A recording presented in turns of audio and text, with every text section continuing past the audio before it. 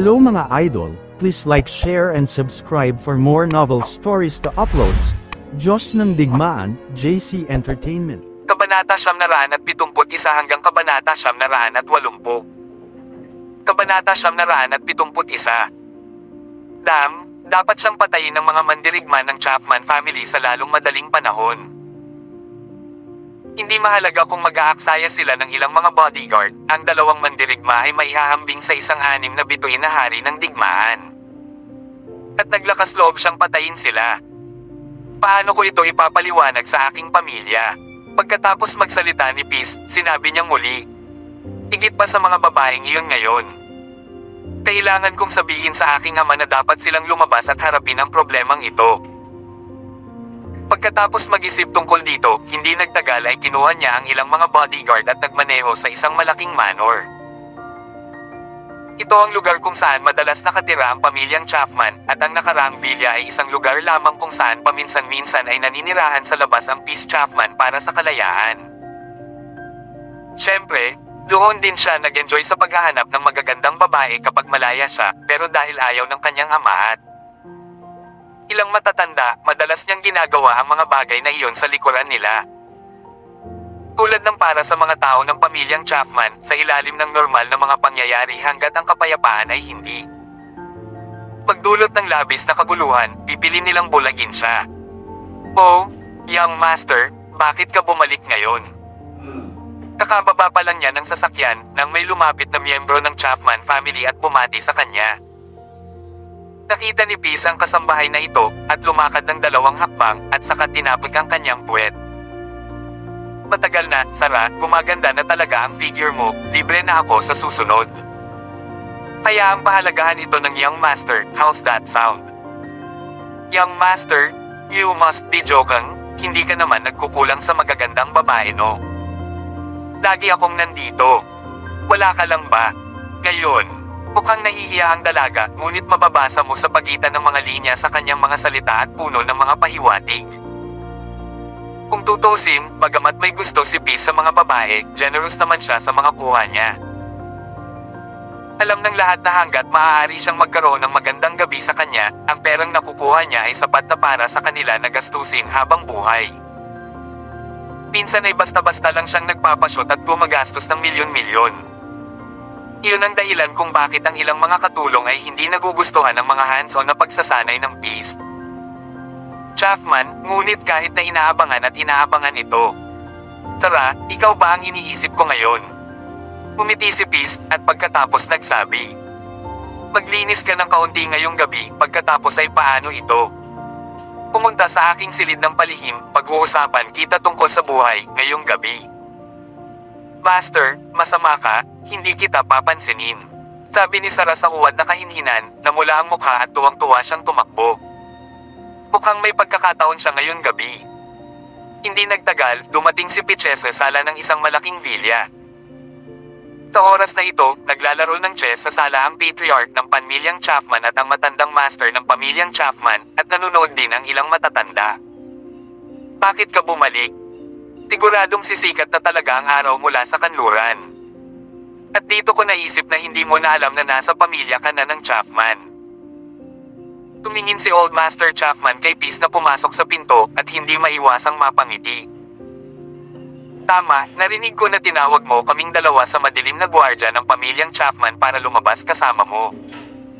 May nakilala ka bang malaking problema? Malaking problema, Lolo, patay na ang 2 madilim na gwardiya.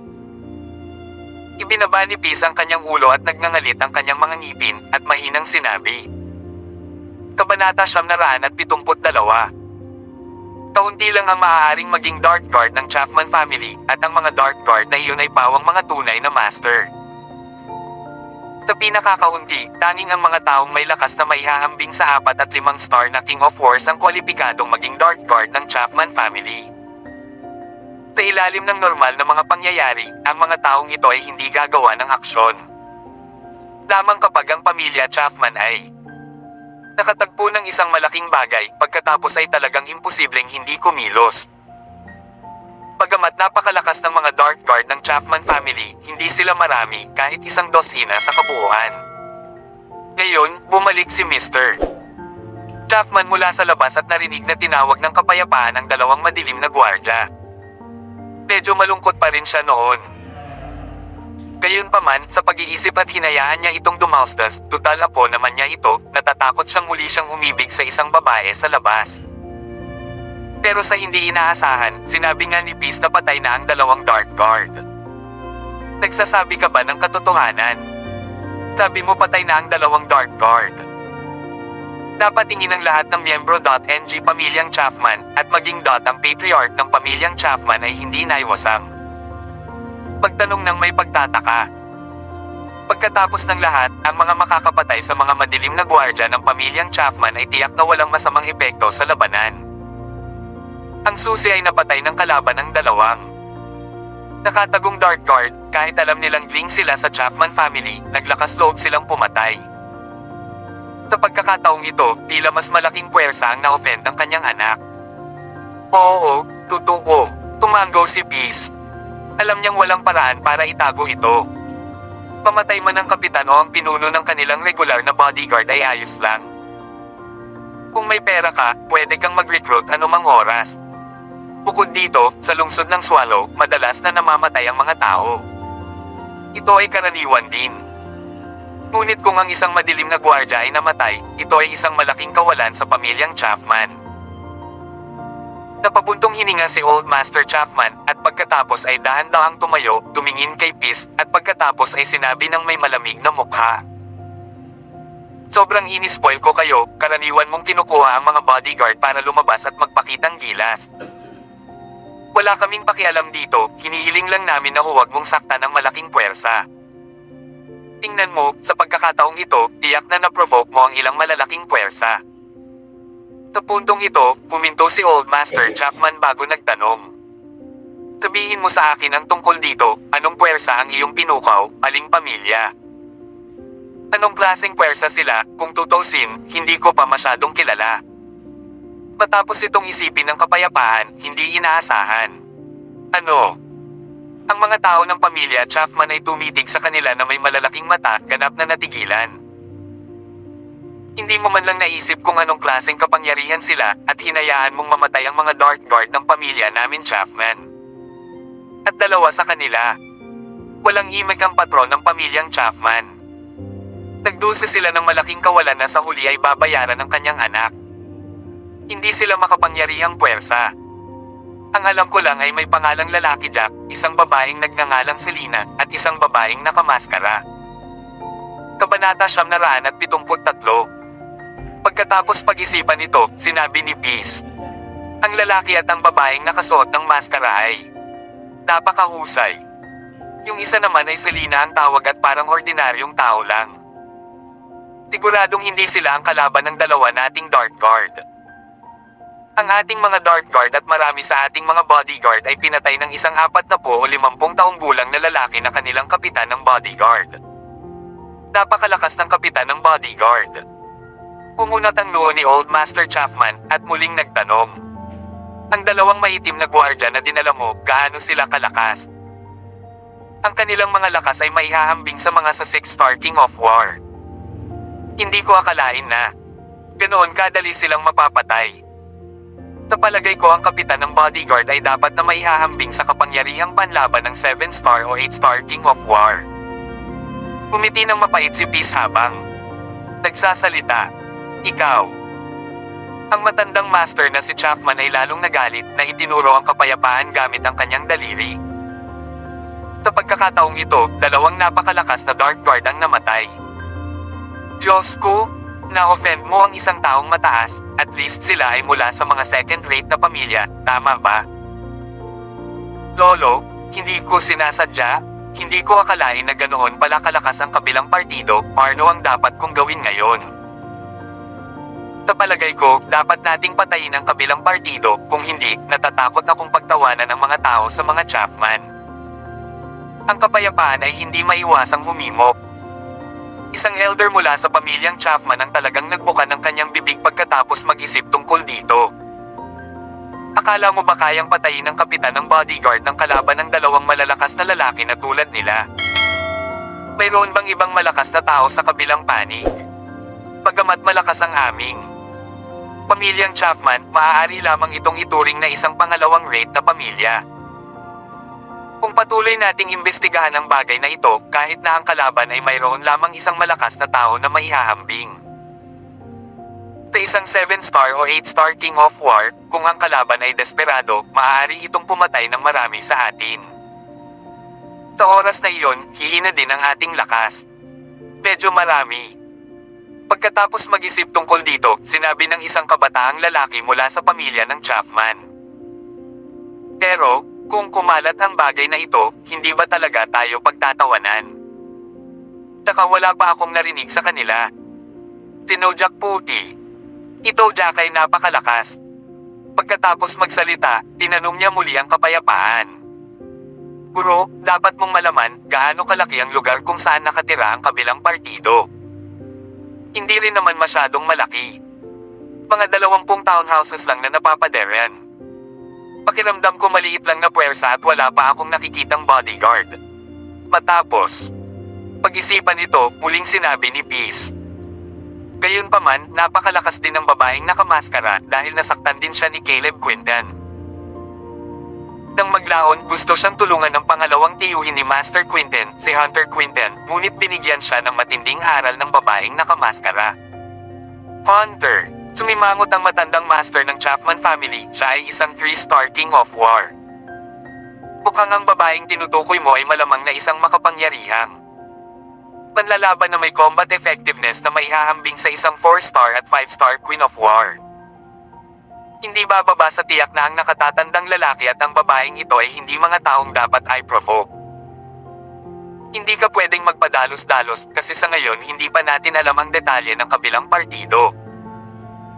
Kung kumilos tayo ng padalos-dalos, makapagsisihan natin ito. Pagkatapos noon, natahimik sandali ang pamilya Chapman, sabi niya. Huwag mo silang problemahin, okay? Magpapadala ako ng isang tao na mag-iimbestiga sa bagay na ito, at least para malaman kung ano ang kabilang partido. Kung ito ay isang malaking kapangyarihan mula sa ibang lugar na pumupunta dito sa bakasyon, hindi namin sila ay provoke. Tama si Lolo. Talagang kailangan na imbestigahan ang kabilang partido para malaman ang mga detalye ng kabilang partido. At maghintay hanggang malaman natin ang sitwasyon ng kabilang partido bago gumawa ng anuman. Awkward na ngumiti si Peace.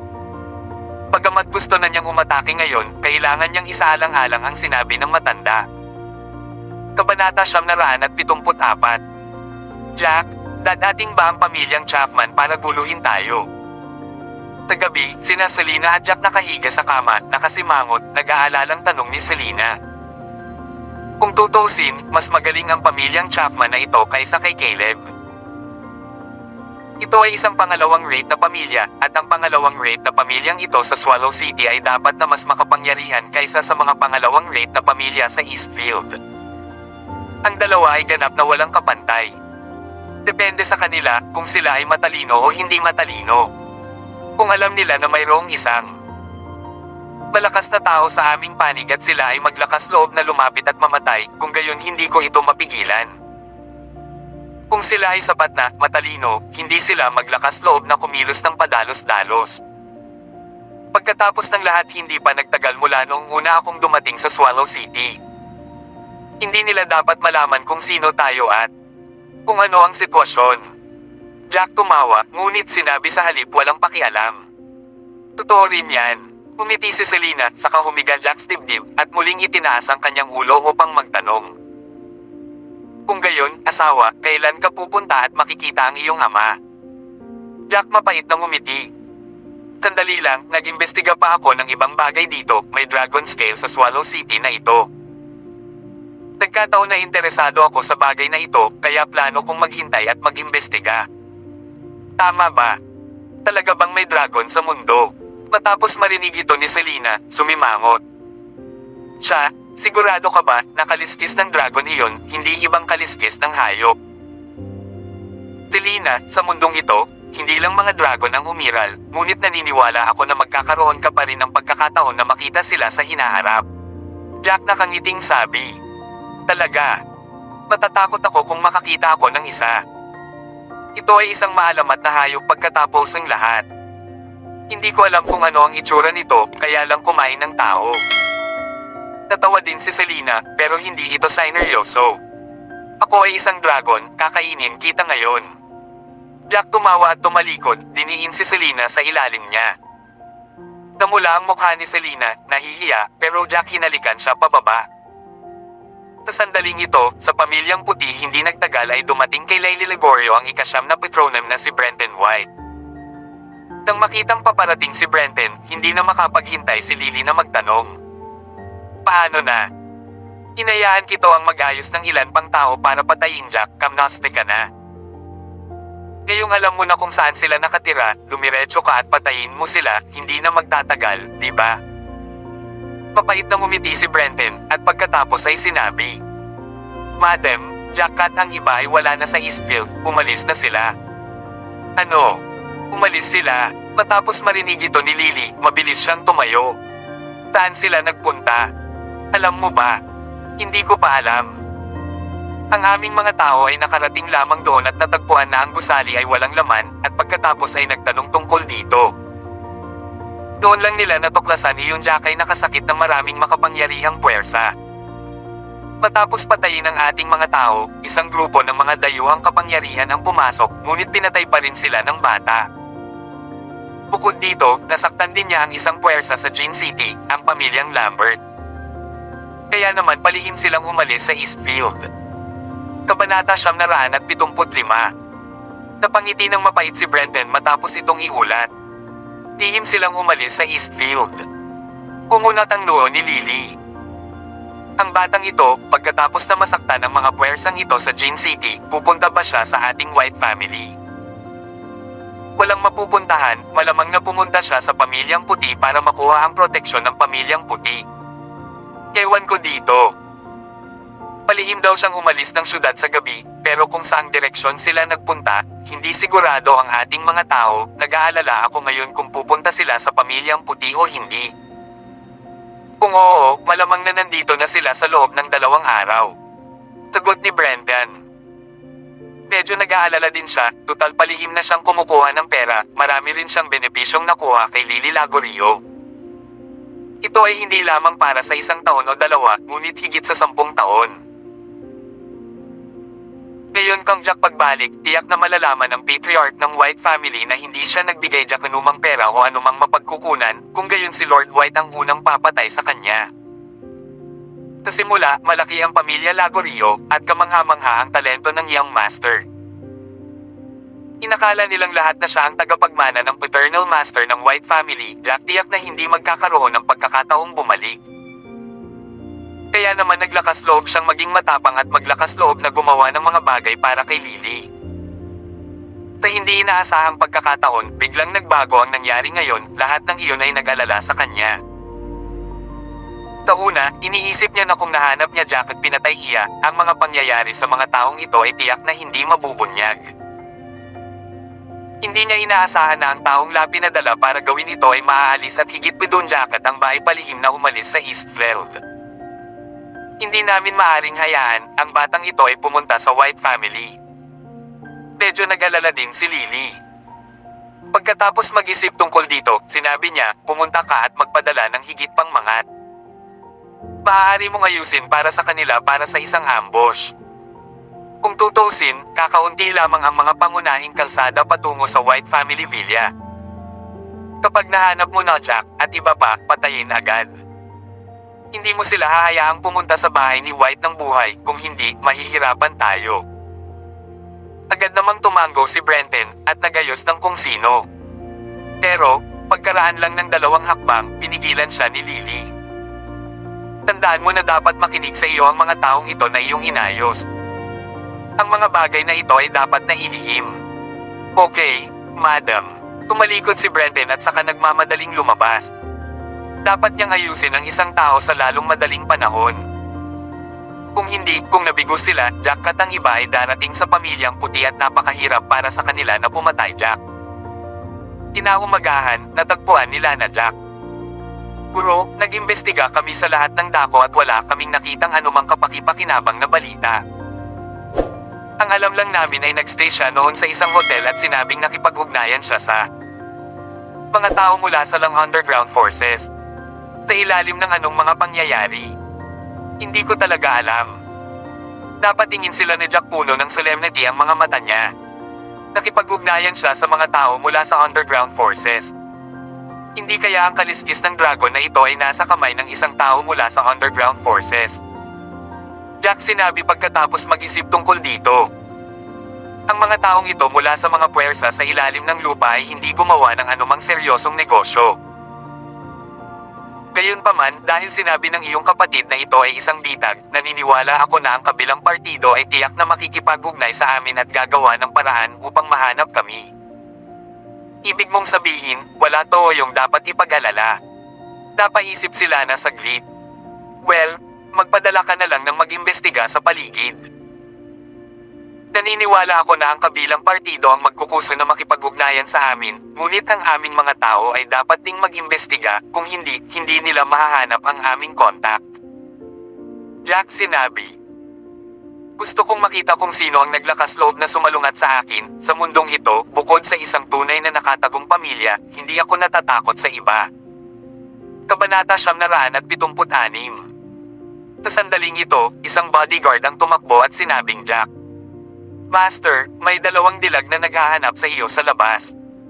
Siya nga pala, hinihiling din nila sina Miss Selena at Master Lana. Hinahanap mo ba tayong 3? Jack na kasimangot, mabilis na tinawag si Selena, at sabay silang lumabas. Pagkarating sa gate, Jack natuklasan na ito pala ay 2 celebrity na magkapitbahay. Dahil siguro sa magkalapit sila, dumating ang 2 sa pagkakataong ito nang walang tinatawag na bodyguards. Hello ladies, may nangyayari ba? Pumasok ka at maupo ka. Jack nakangiting sabi kay Blake at Shanna sa harap niya. Hindi tayo pwedeng pumasok at maupo. Nandito kami para magpasalamat sa pagligtuwas mo sa amin noong nakaraan at anyayahan ka sa labas para kumain. Ito ay magiging isang karangalan. Nahihiyang ngumiti si Blake. Tumingin siya Jack sa kahihiyan. Well, dahil ikaw ang nagkusa na mag-imbita, paano natin ito tatanggihan? At saka, karangalan. Dami na makakain kasama ang 2 malalaking bituin. Jack tumango at sumang-ayon. Let's go? We don't need to bring bodyguards if you're coming, it would be more comfortable that way. Nagunat si Shanna at ngumiti. Kailangan ba nating mag-drive? Tanong ni Selena pagkatapos mag-isip. Hindi, may napakagandang restaurant hindi kalayuan dito. Kapag nagugutom kami ni Blake, doon kami kumakain. Napakasarap ng pagkain at lasa. Umiti si Shanna at sabay na pinamunuan ni Blake. Maya-maya, nakarating sila sa isang napakagandang restaurant. Sa daan, maraming mga tao ang hindi napigilan na palihim na inilabas ang kanilang mga telepono upang kumuha ng litrato matapos silang makita. Lalo ni Jack halatang naging bagay siya ng inggit at puot ng lahat. Kung tutusin, sa 5 tao, siya lang ang lalay, at ang 4 pa ay puro first-class beauties. Kahit ni Jack lumabas kasama sina Selena at Lana sa mga normal na panahon, na makaakit ng labis na inggit ng mga mata. Higit pa rito, may 2 A-list celebrities din. Damn, sino yung lalaking yon? Kasama niya talaga sina Blake Knight at Shanna Scott. Ang 2 magagandang bituin na ito ay bihirang makita. Maraming mga bisita ang nagsimulang mag-usap habang nakaupo upang kumain. Ang ganitong eksena ay napakabihirang. Iniisip nila na ang taong ito ay isang napakayamang young master ng isang aristokratikong pamilya. Tanging ang mga young masters na may bilyon-bilyong kayamanan ang maaaring kwalipikadong makipag-date at makipag-date sa 2 magagandang bituin na ito. Hindi napigilan ng isa pang nasa katangiang gulang na lalaki. Walang mga iskandalo sina Blake at Shanna. Bihira ang mga babaeng bida tulad nila sa entertainment industry. Espesyal sila. Kabanata 977. Nang magsalita ang mga taong ito, halatang napakatahimik nila at sadyang hinaan ang kanilang boses. Gayunpaman, Jack na nakaupo roon, malinaw na nakakarinig, at kailangan niyang tingnan ng kaunti ang 2 bituin na ito. Pagkatapos ng lahat, sa gayong bilog, talagang hindi madali para sa kanila na mapanatili ang isang malinis na talaan. Gayunpaman, sa sandaling ito, may ilang mga lalaki na dumadaan, sa sandaling nakita nila ang ilang mga kagandahan sa loob. Ang isa sa kanila ay biglang lumiwanag ang kanyang mga mata at tumakbo sa kabilang panig, at pagkatapos ay lihim na tinawag ang direktor. Director Holt, nakita ko sina Blake at Chana ngayon, hindi sila nagdala ng mga bodyguard, at kumakain sa isang restoran na may kasamang lalaki at 2 babae. Mayroong 5 tao sa kabuuan. Ito ay isang magandang pagkakataon. Narinig ito ni Director Holt sa kabilang dulo ng telepono, nagliwanag ang kanyang mga mata, at ang mga sulok ng kanyang bibig ay nakakurba sa isang masamang ngiti.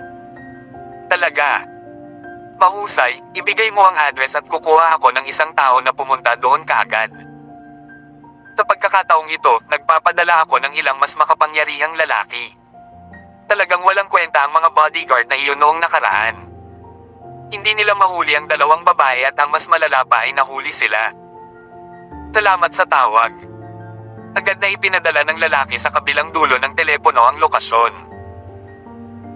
Alam na alam niya na si Gentry Holt ay isang direktor, at siya rin ay major ring sa pelikula at telebisyon, ngunit siya ay talagang wala sa pinakamataas na antas at gumawa ng ilang masamang pelikula. At dahil galing siya sa mayamang second generation family, sobrang yaman ng kanyang pamilya. Isang tunay na third-rate na pamilya, kaya may pera na dapat sayangin para sa kanya, kaya nakapag-imbite siya ng ilang magagaling na bituin para gumawa ng kanyang mga pelikula. Siyempre, ang mga bagong dating na iyon ay mas malamang na makakuha ng isang silid kasama si Director Holt para sa isang pagkakataon sa isang malaking papel. Ito rin ang pinakagusto ni Direk Holt dahil nga sa nakakakontak sa mga bituing ito ay nagpupumilit siyang gumawa ng pelikula kahit masama sa ratings ang pelikulang ito. Inaasahan niya na ang parehong trick ay gagana kay Blake Knight. Pero hindi niya inaasahan na kahit mataas ang presyo ay itatakwil pa rin siya ni Blake na labis niyang ikinalungkot. Hoy, kapag nakuha na ni Director Holt ang babaeng ito, maganda na ang nagawa ko noon. Buti sana kung bibigyan niya ako ng magandang role, ang ganda. Umiti ang lalaki at inilagay ang telepono sa kanyang bulsa at umalis kasama ang isa sa kanyang mga kaibigan. Paki-order ng kahit anong gusto mong kainin, huwag maging magalang. Bahagyang ngumiti si Blake na may malalaking magagandang mata, nakatingin jakpanmansan-minsan. Ang lalaking ito ay hindi lamang napakagwapo, ngunit nailigtas din siya ng 2 beses. Noong nakaraan, tinanggal niya ang tracker mula sa kanyang butones, ang kanyang puso sa oras na iyon. Ang alindog ng lalaking ito ay unti-unting naakit sa kanya, at nalaman niyang nitong nakaraang 2 araw, palagi niyang iniisip ang lalaking ito. Kailangan niyang aminin na ang lalaking ito ay hindi kapani-paniwala. Kung gayon hindi kami magpipigil. Jack ngumiti, at umorder ng maraming ulam kasama si Selena, at saka iniabot ang menu sa waiter. Nang dumating ang masasarap na pagkain ay nagsimula na silang kumain. Nang matapos na sila sa pagkain, nagkusa na rin si Blake na bayaran ang bill na lalong ikinainggit ng marami. Noong una ay inakala nila na ang lalaki ang nag-imbite sa beauty star sa hapunan, ngunit sa hindi inaasahang pagkakataon, ang female star ang nagkusa na imbitahan sila para sa hapunan. Na ikinagulat ng lahat. Ito ay isang bagay na pinapangarap ng maraming tao. Paglabas niya sa pinto ng restaurant, ilang sasakyan ang dumaan at nabuo ang isang bilog. Mahigit 20 tao ang bumaba, kalakip jacket iba pa. Ang daming gwapo. Ang isa sa kanila ay kalbo ang ulo. Matapos tingnan ng mga taong nasa harapan niya, hindi niya maiwasang mapangiti. Bakit hindi hinayaan ni Director Holt na kunin? Dati ng lahat ng kagandahang ito. Tinawag niya lang kami para kunin si Blake. Hindi ba sayang ang pag-iwan sa 3 pang ito? Kabanata 978. Talagang nakatato ang kalbong ito sa ulo. Para siyang walang awa na karakter at siya ang pinuno ng grupong ito ng nagatao. Bahagyang ngumiti ang isa at sinabi sa pinuno, "Boss, madali lang ito. Dahil handa tayong lahat gawin ito, mas mabuting gawin ito ng sama-sama, sunggaban natin silang lahat." Nagkaroon siya ng ideya na patayin ang lalaki at ibigay si Blake kay Director Holt at kunin ang iba para sa kanilang sarili. Medyo maganda ang ideya mo.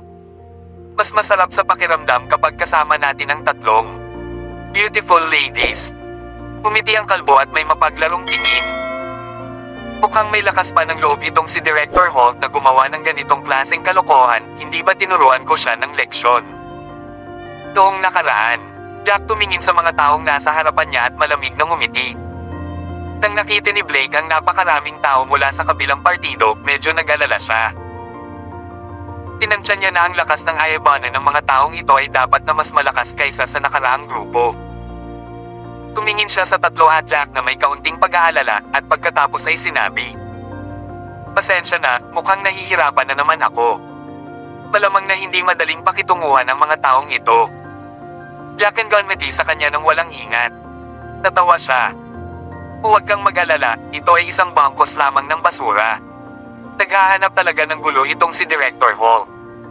Pangalawang beses na niya itong ginawa. Mukhang kailangan siyang turuan ng leksyon. Hindi lang film director si Direk Holt kundi napakayaman ng kanyang pamilya. Ito ay isang third-rate na pamilya. Marami siyang pera na itatapon sa paggawa ng masasamang pelikula. Pero, may pera ang pamilya, kaya walang pakialam ang mga magulang niya, tutal kaya naman nila. Mapait na ngumiti si Chana at saka muling nagsabi, "Siyempre, ang pangunahing dahilan kung bakit mahilig gumawa ng mga pelikula ang taong ito ay para samantalahin ang mga kabataang nangangarap na maging sikat." Pagkatapos Jack narinig niya ito, agad niyang naunawaan at tumango. Hindi nakakagulat na siya ay napaka-arrogant, hindi lamang niya gusto ang mga magagandang babae, ngunit siya ay mula rin sa isang third-rate na pamilya. "Boy, napakaswerte mo sa apat na dilag sa tabi mo. Naiingit ako sa'yo." Ang kalbo na lalaki ay ngumiti ng masama at pagkatapos ay muling sinabi, "Ngunit, sorry, ngayon, natatakot ako na ito ang petsa ng iyong kamatayan. My death date. Sigurado ka ba?" Jack malamig na ngumiti at pinaikit ang mga mata at ang kalbo. Sa isang iglap ay gumalaw siya. Napakurap ang kalbo sa sandaling iyon at ng kanyang mata, Jack nakatayo sa muling idilat ang harapan niya. Nagulat siya at sa nakakuyong nakamao, susuntukan na sana niya Jack at atakihin siya. Sa kasamaang palad, Jack bumagsak ang kamao ni sa kanyang dibdib. Tinabayan pa ng medyo mapurol na boses, lumipad ng pabaligtad ang kalbo na lalaki, diretsong bumagsak 12 metro. Ang layo, nakahandusay sa lupa, puno ng dugo ang bibig at hindi gumagalaw. "Ano?" Ang isa sa mga lalaki ay tumugon, nagulat, ang kanyang mukha ay namutla sa takot. Masyadong malakas ang lalaking ito. Gayunpaman, tumingin siya sa magtao sa paligid, ang kanyang puso ay may higit sa kaunting kumpiyansa. "Dam, dapat nating patayin ang taong ito." Gayunpaman, Jack at sabay na gumalaw si Lana, at ang 12 ng taong ito ay nahiga sa lupa. Kabanata 779. Lan sa mga taong ito ay hindi nakaligtas sa mabilis na pag-atake ng Jack at Lana, at ang natitirang ilang na hindi patay ay dahil sa ng Jack at Lana. Kayong dalawa ay hindi kapanipaniwala, parehong huminga ng malalim sina Blake at Chana, at nagulat sila sa lakas ng pakikipaglaban na Jack at Lana. Makapangyarihan talaga sila. Mahirap na makita silang gumagalaw. "It's just a trivial thing," Jack ngumiti sa dalawang babae, at pagkatapos ay direktang sinabi sa mga lalaking nakahiga sa lupa. "Ang pangalan ko ay Jack White, bumalik at sabihin kay Direk Holt na huwag nang abalahin sina Miss Knight at Miss Scott sa hinaharap. Mabubuting kaibigan ko sila. Kapag may nangyari sa kanila, hindi siya maliligtas." Nagkatinginan sina Blake at Chana sa likod nila Jack habang pinalalabas niya ang kanyang mga utos. Nagulat sila sa paraan ng paghawak niya sa sarili ng may ganoong awtoridad. At lalo pang nagpapasalamat dahil ito na ang pangalawang beses na nailigtas niya sila. "Bumalik na tayo." Jack tumalikod at ngumiti bago umalis kasama ang mga babae. Pagkatapos Jack umalis, isa sa mga ayelaki ang direktang tumawag kay Director Hall. "Master Hall? Shit. It's hell? That masked woman and that man are so amazing, we are not his equals at all. Ang aming mga tao ay hindi man lang nagkaroon ng kapangyarihang lumaban, kaya pinatay nila ang higit sa kalahati sa kanila, ilan lamang ang naiwan, at ang mga pinsala ay malubha. Inspwe, ganon kalakas. Pangit ang itsura niyang Master Hall. Sa sobrang gold niya ay kinuyam niya ang kanyang mga kamay. Sino ang lalaking tito na nangahas na lumaban sa atin, Pamilya Holt? Maaari kong kalimutan ito sa unang pagkakataon, ngunit ang pangalawang pagkakataon ay ang limitasyon. Dapat ko siyang patayin. Master Holt, sinabi ng bata na ang pangalan niya Jack White, and he told us to tell you that Bayek and Chan are his friends. Kung guguluhin mo pa sila, hindi niya liligtas ang buhay mo. Kumunat ang noo ng bodyguard, saka nagalinlangan.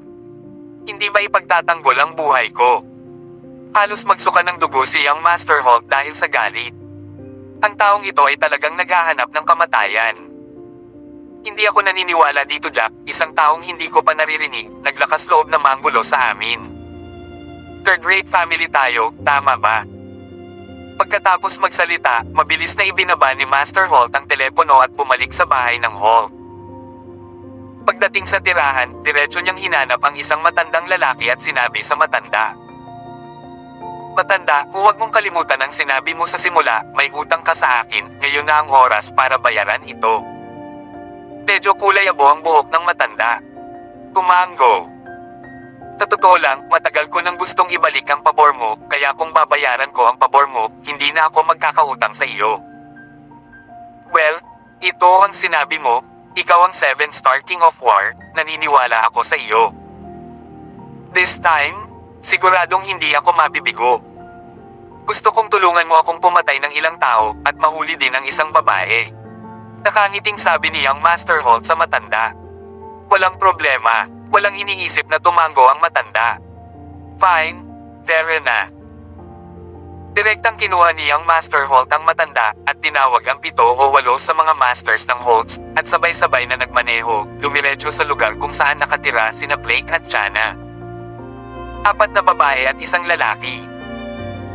Pagkarating ng sasakyan sa labas ng villa kung saan Jacket ang iba ay nabuhay, nakita ni Master Holt ang 5 tao. Nakababalik lang mula sa paglalakad ng mabagal at ang kanyang mga mata ay nagliwanag. Ang isa pang babae ay talagang napakaganda. Kabanata 980. Nang marinig niya ang sinabi ni Young Master Holt, medyo pangit ang itsura ng matandang katabi niya na may kaunting panghahamak.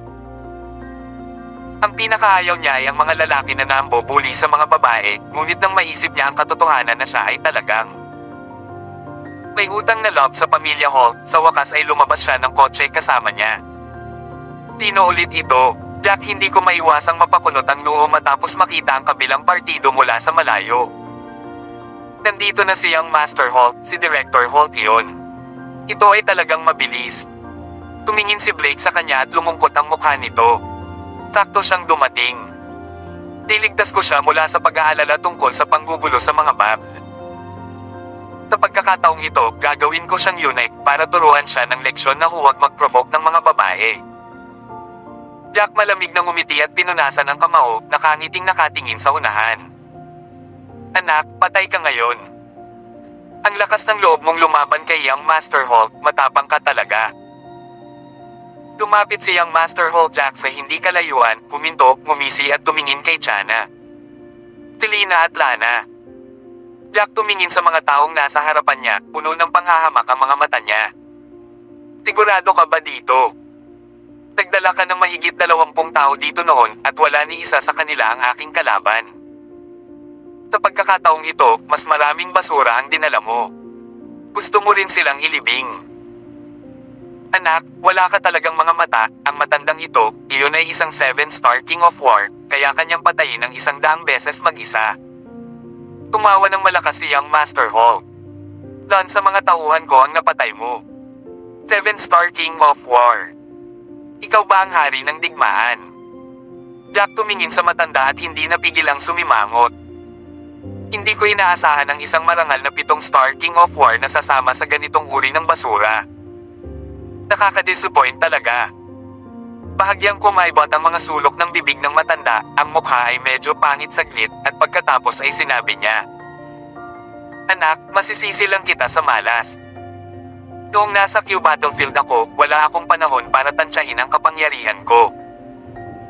Dapat mong malaman, ang Holt family patriarch ay tumulong sa akin na ilibing ang aking asawa pagkatapos niyang mamatay. May utang na loob ako sa pamilya nila. Sa makatuwid, narito ako ngayon upang bayaran ang pabor. Sa puntong ito, tumingin ang matanda kay Young Master Holt at sinabing Jack. Bagaman, hindi ko maintindihan kung ano ang ginawa ng batang ito, ngunit nangako ako sa kanyang pamilya ng isang pabor, at natural na gagawin ko ang sinabi ko. Okay, kapag nag-away kayo ngayon, nabayaran mo na ang pabor, di ba? Kahit hindi mo ako matalo, di ba? Jack ngumiti ng mahina. Ako ay isang marangal na 7-star King of War, at hindi kita matatalo, napakabata. Matapos marinig ito, tumawa ang matanda. Ikaw, anak, hindi mo kami itinuring na pareho. Kung hindi ka naniniwala sa akin, maaari mo akong subukan. Jack malamig na ngumiti, at ikinawit ang kanyang daliri sa kabilang partido.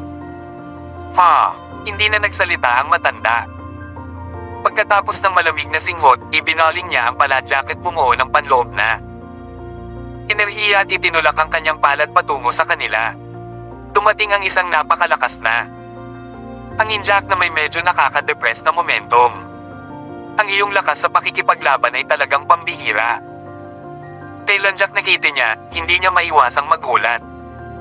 Bagamat sinabi ng matandang ito na siya ang 7-star King of War, ang kanyang kapangyarihan sa pakikipaglaban ay malamang na maihahambing sa ilang 8-star Kings of War. Gayunpaman madali niyang naiwasan ang atake ng kalaban. Please subscribe and hit the notification bell for more novel stories. JC Entertainment.